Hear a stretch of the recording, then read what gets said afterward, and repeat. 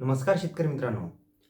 जे शेतकऱ्यांना पीक विमा हा 1000 रुपयापेक्षा कमी भेटलेला आहे किंवा पीक विमा ज्या मानाने भेटला नाही म्हणजे अतिशय कमी प्रमाणात भेटलेला आहे, त्या शेतकऱ्यांना पुन्हा एकदा पैसे भेटणार आहेत. हो, हे खरं ऐकलं तुम्ही. कुठून जर ऐकलं असेल तर.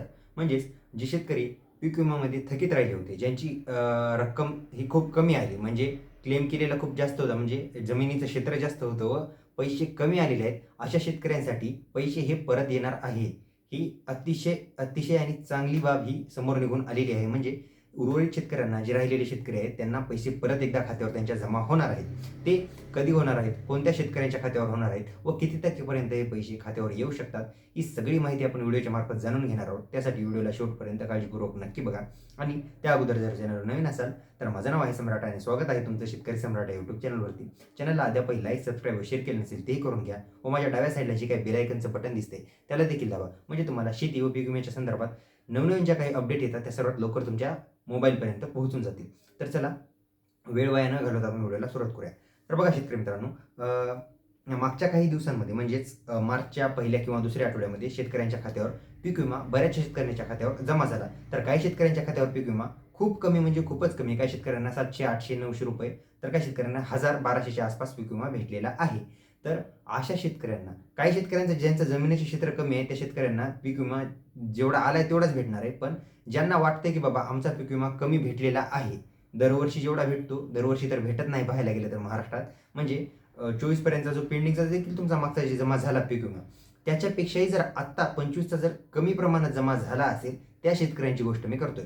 त्या शेतकऱ्यांना पैसे हे खात्यावर पुन्हा एकदा त्यांच्या खात्यावर येणार आहेत. आता ह्यामध्ये धाराशिव जिल्ह्याचा बराचसा भाग आहे. मराठवाड्यामध्ये पाहायला गेलं तर परभणी आहे, त्यानंतर नांदेड आहे, हिंगोली आहे, जालना आहे, छत्रपती संभाजीनगर आहे, त्यानंतर नाशिक आहे. नाशिक झाल्यानंतर विदर्भाचा वाशिम, यवतमाळ आणि चंद्रपूरचा काही भाग, ह्या भागामध्ये शेतकऱ्यांना कमी पैसे आढळून आलेले आहेत. म्हणजे बरेचसे, एक नाही दोन नाही, बरेचसे शेतकरी संख्या ही कमी आहे. म्हणजे ह्या शेतकऱ्यांना अद्यापही कमी पैसे भेटलेले आहेत. तुमचा दुसरा टप्पा येणार आहे. कधी येणार आहे ते सांगतोय. तर बघा, ह्याच्यामध्ये पाहायला गेलं तर म्हणजे महाराष्ट्र शासनाने ऑफिशियल जी-आर काढून सांगितलेलं आहे. म्हणजे मी माझ्या तोंडाने, मनाने काहीही बोलत नाहीये. हे मागच्या 24 तासाच्या अगोदरची ही अपडेट आपल्यापर्यंत आलेली आहे. पण व्हिडिओ बनवण्यासाठी थोडा उशीर झाल्यामुळे तो व्हिडिओ बनवता आला नाही, त्याबद्दल क्षमस्व. तर बघा, या शेतकऱ्यांचे पैसे हे बघा मार्चच्या शेवटपर्यंत तुमच्या खात्यावर जमा होऊन जाण्याची शक्यता आहे. सगळ्याच जिल्ह्यांचं मी सांगत नाहीये, पण काही जिल्ह्यामध्ये बघा तुम्ही 100% तुमच्या खात्यावर उर्वरित जी काही रक्कम आहे म्हणजे दुसऱ्या टप्प्याची जी रक्कम तुमच्या खात्यावर 100% जमा होऊन जाणार आहे.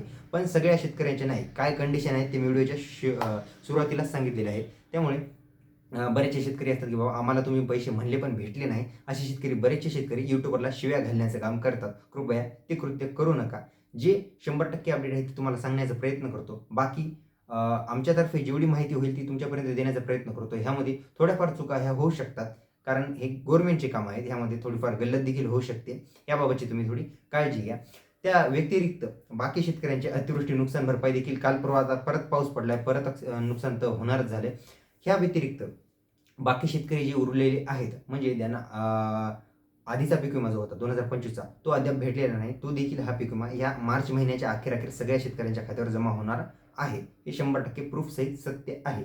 या व्यतिरिक्त बाकी तुम्हाला जी काही याच्यानंतर जी अपडेट येईल ती देखील व्हिडिओच्या मार्फत नक्कीच देण्यात येईल. त्यासाठी चॅनलला जास्तीत जास्त लाईक, शेअर करा आणि सबस्क्राईब करा. बाकी तुमचे शेतकरी बांधव जे आहेत त्यांच्यापर्यंत देखील व्हिडिओ पोहोचवण्याची प्रयत्न करा. म्हणजे व्हिडिओ पण चालून जाईल आणि तुम्हाला पण अपडेट रेग्युलर भेटत जातील.